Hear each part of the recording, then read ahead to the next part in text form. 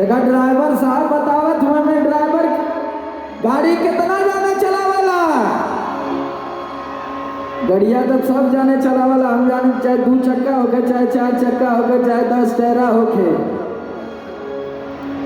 अरे किया ना दलानी चाहे सुती खाली हानिया नीला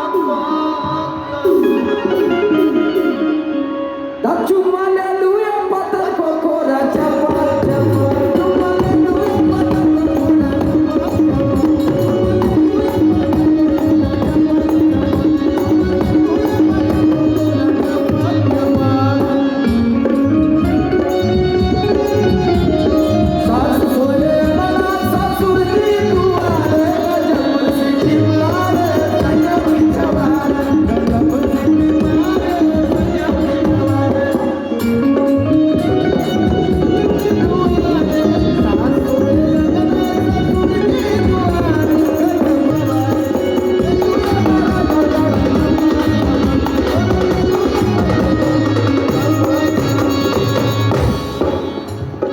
भैया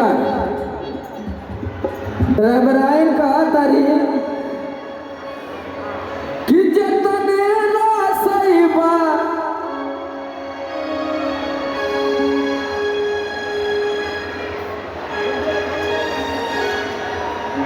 आराम से। भैया हम देखा थे कि प्रशासन के लोगन के भी 2 लोग डिस्टर्ब करत हुआ था, थोड़ा आराम से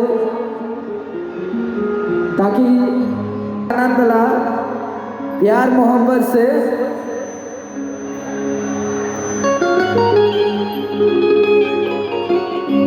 हाँ मोहब्बत से आराम से लेवा मजा तो बहुत आनंद आई भैया। एगो गाना